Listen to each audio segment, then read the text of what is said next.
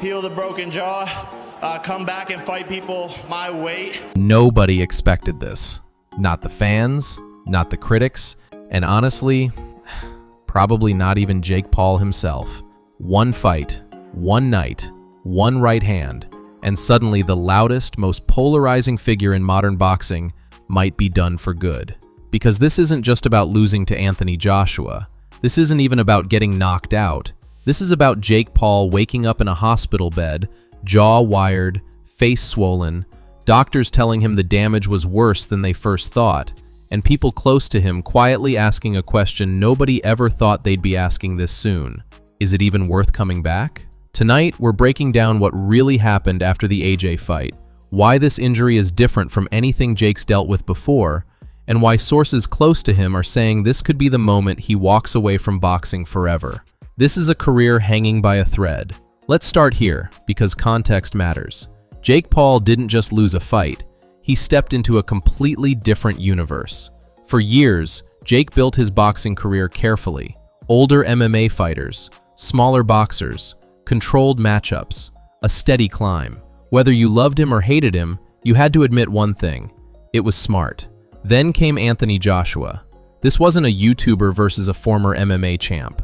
This wasn't a novelty crossover. This was a former unified heavyweight champion of the world.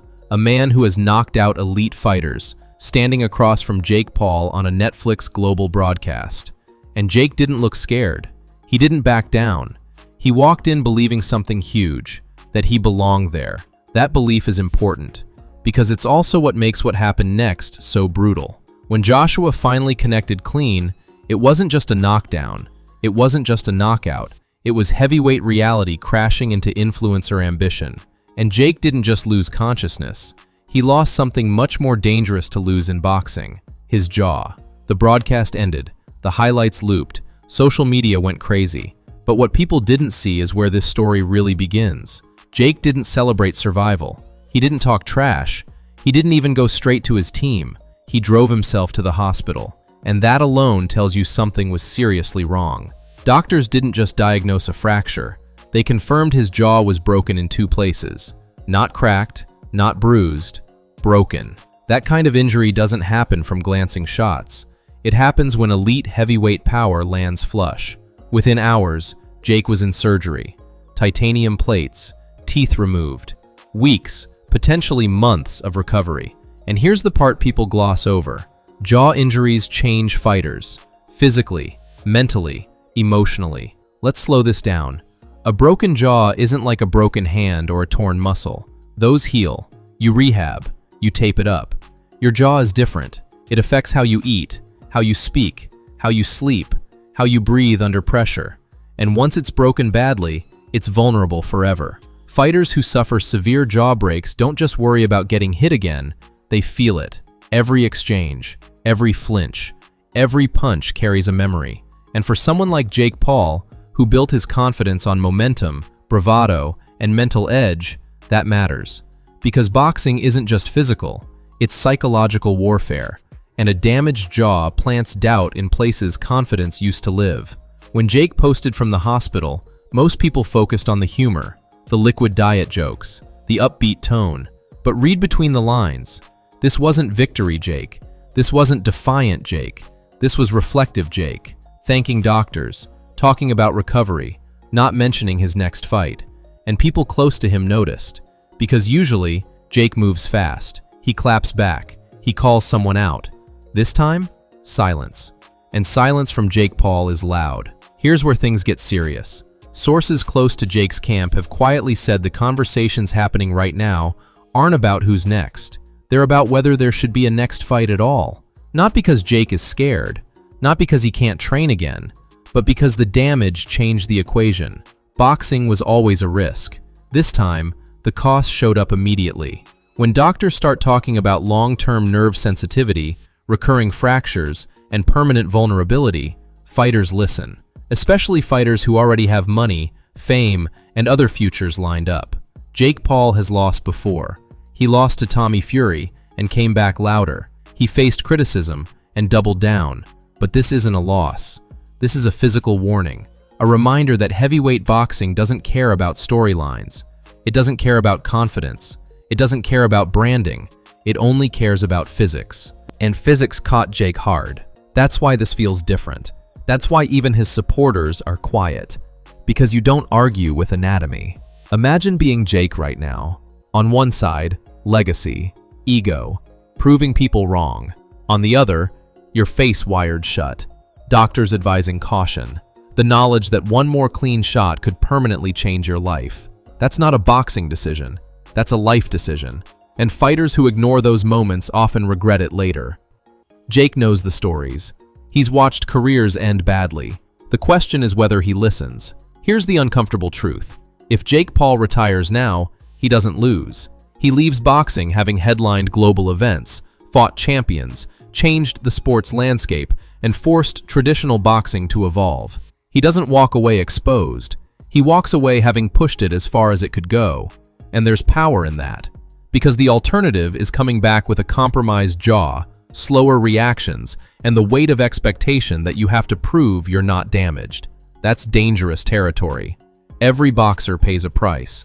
Some pay with memory, some with mobility, some with quality of life. Jake just paid a bill most fighters don't see until much later.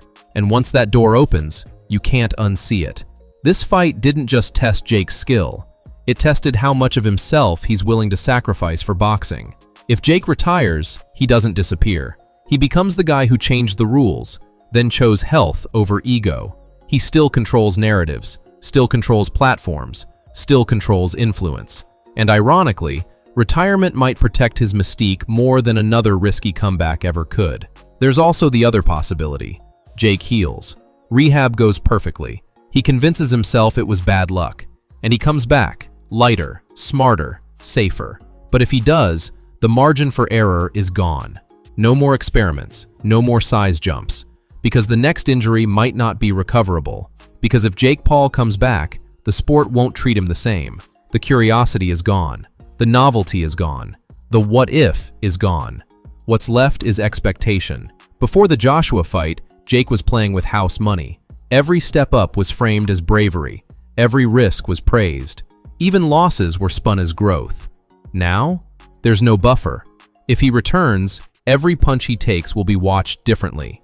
Every wobble will spark the same thought in everyone's head. Is the jaw okay? That's the curse of this kind of injury. It follows you into the ring. Opponents will target it. Commentators will mention it. Fans will flinch every time his head snaps back. And Jake will feel all of it. Because even if the bone heals, the mind remembers. That's why heavyweight boxing is unforgiving in a way lower divisions aren't. One clean shot doesn't just end fights, it ends confidence.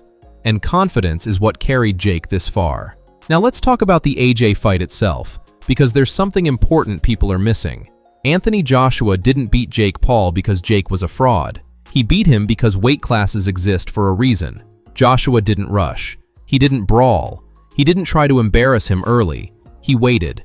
And when the opening came, he threw like a heavyweight who's done this his entire life. That right hand wasn't reckless. It was precise, short, heavy. That's why the damage was so severe. Jake wasn't overwhelmed. He was outgunned. And that distinction matters for Jake's future. Because if the loss was about skill gaps, you can train. If it's about conditioning, you can improve. If it's about experience, you can gain it. But if it's about physics, there's no camp that fixes that. That's why the post-fight conversations are so uncomfortable. Jake can't just go again without addressing the reality that stepping in with elite heavyweights puts his long-term health on the line. And this is where Jake's situation becomes unique. Most fighters don't have an exit plan. Jake does. He doesn't need another purse. He doesn't need another headline. He doesn't need validation from boxing fans who were never going to accept him anyway. What he does need to decide is whether boxing still serves him, or if he's already taken everything it had to offer. Because let's be honest, Jake Paul already won the experiment. He crossed over. He sold out arenas. He pulled boxing into mainstream conversation with a new generation. He made promoters uncomfortable and fighters rich. Very few outsiders ever get that far. Walking away now wouldn't be quitting. It would be choosing timing. And timing is what separates smart careers from tragic ones. But there's still one more layer to this. Jake doesn't just fight opponents. He fights narratives. and the narrative right now is dangerous. If he returns and loses again, especially by knockout, the story shifts from bold challenger to didn't know when to stop. That's a hard label to shake. On the flip side, if he retires now, the final image isn't defeat, it's survival. A man who pushed the boundary, found the edge, and stepped back before it pushed him off. That's a rare ending in boxing. So right now, Jake Paul isn't deciding on a comeback. He's deciding what kind of future he wants. A controlled legacy, or one more roll of the dice in a sport that already showed him its sharpest edge. Whatever he chooses, one thing is certain. That right hand from Anthony Joshua didn't just end a fight. It forced a question Jake Paul has never had to answer before. When is enough enough? And for the first time in his boxing journey, the answer actually matters.